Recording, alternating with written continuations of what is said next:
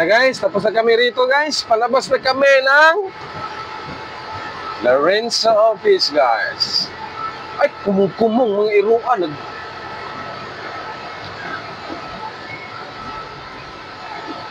Hindi makapaghintay. Naghabal mo din na boss no? Kapag ano, nalaki na laway. So, nalapilit. Yung isa. Nagsilos ang isa. Kaupos, ilong mo isa.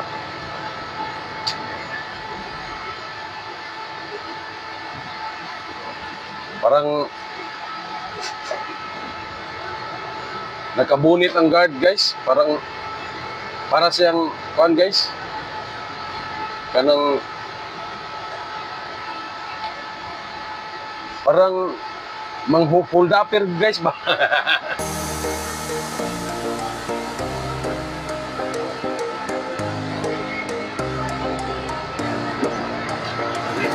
Dito sa Cebu guys, mayroong mga hindahan dito guys nga pag naka-helmet ka, nakabunit, hindi ka papapasukin guys.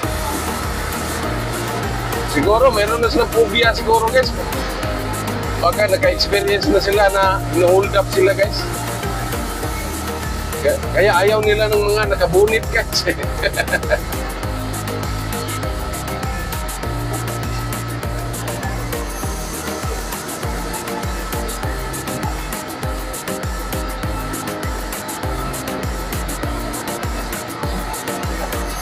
Mga 5 minutes guys or 10 minutes nandoon na kami sa Cebu City guys. 5 to 10 minutes guys. Pindi lang guys, wala traffic.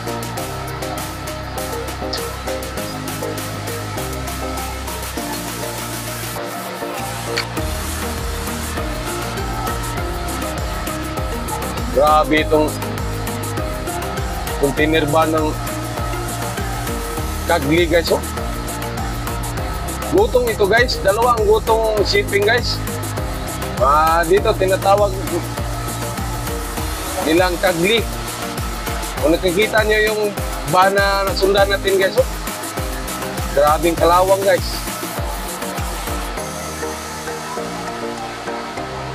Gutong pula yan guys. Ang tawag namin sa dyan, gutong pula. Tapos doon sa iba naman guys, doon sa meter 4, gutong southern.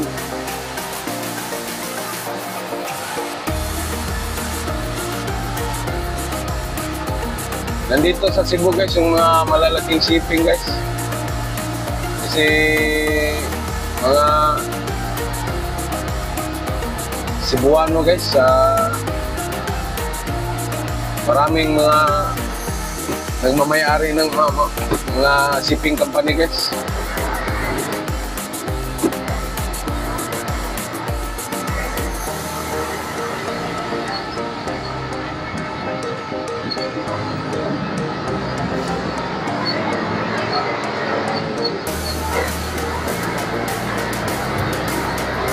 Laras na yun guys. Anong oras na guys?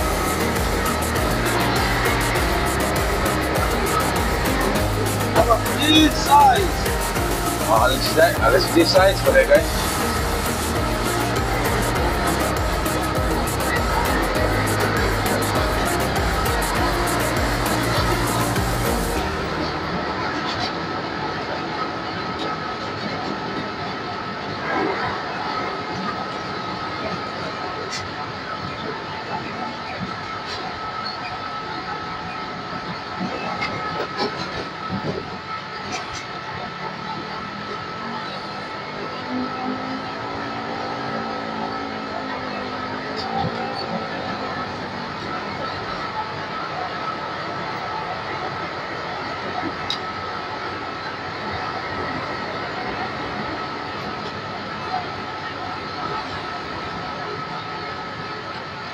Nakikita niyo yung nadaanan natin guys, mga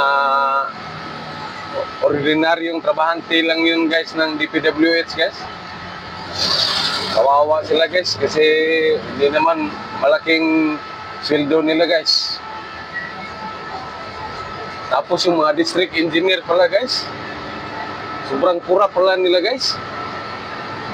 Bilyon-bilyon pa lang pira kininakaw na sa gobyerno, guys. Ayaw, di ba?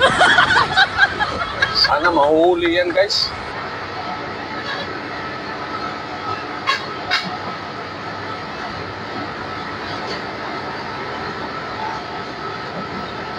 We are inside in the port area. Wow. Good English.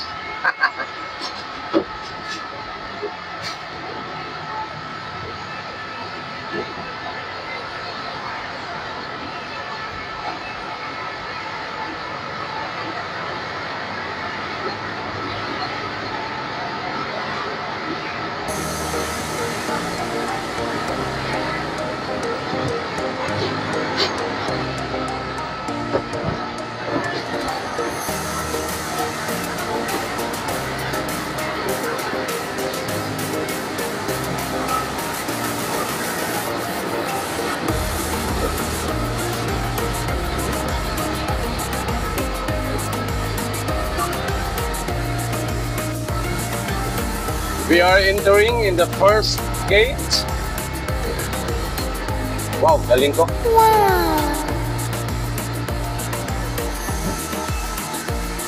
And then beyond the second gate.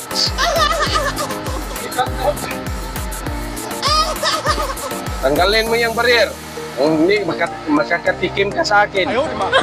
Nang maraming halik ka. Uy, ang pugi pala ng guard. Batang-bata pa.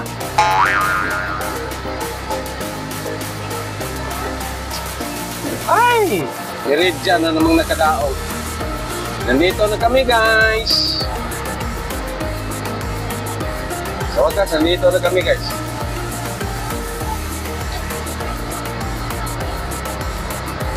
We're inside the port area.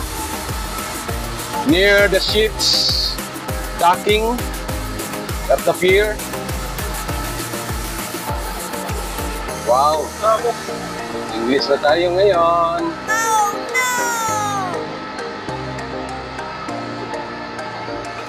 Kita na mo, boss? Ah, meron din.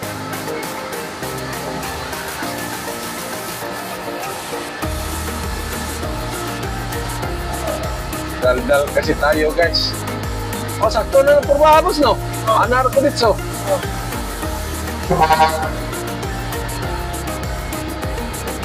O, tingnan niyo, guys, oh. Dahil sa balmid yan, guys. Ayaw, di ba? Oh, automatic itong mga operator dito, guys. Kaibigan namin, guys, dahil marunong kami magbigay ng pira. Patiran niya. Yes. Kalbo. Kung wala pa kami maibigay na pira dito, guys, hindi yan kaibigan namin, guys. Nagtatawa ako rito, guys. Ganyan talaga rito, guys. Pag marunong ka magbigay, kaibigan mo yung mga... tingnan mo, guys, oh. Kararating pa lang namin, guys, pero, kinuha ka agad, guys. Atras lang tayo, guys.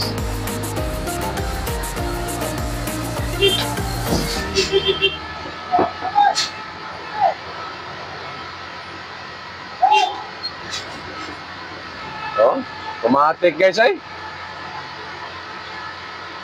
Ganyan dito, guys. Basta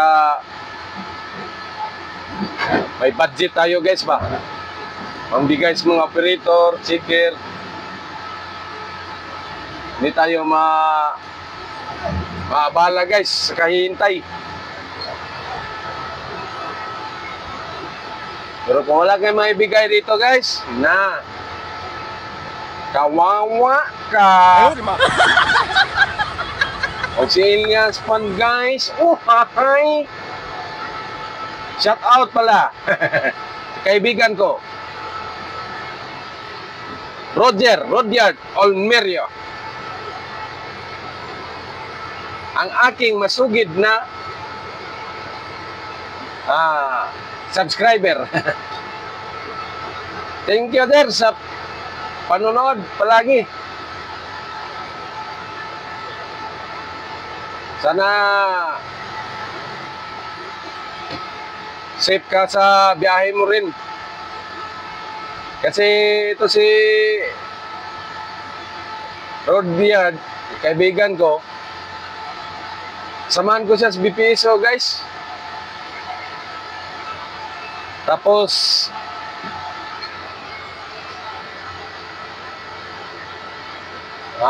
lagi din siyang bumabiyahe, guys, inter-island. Outside Cebu City, guys. Papuntang Bohol, Leyte, at saka Negros din, guys. Kaya wala siyang siguro para maaliw naman, guys. Lagi siya nanonood ng mga vlog, mga Facebook. Kaya lagi siyang nanonood sa aking mga vlog, guys. Thank you po, Mr. Roger Olmerio Rodiard Losada. Grabe.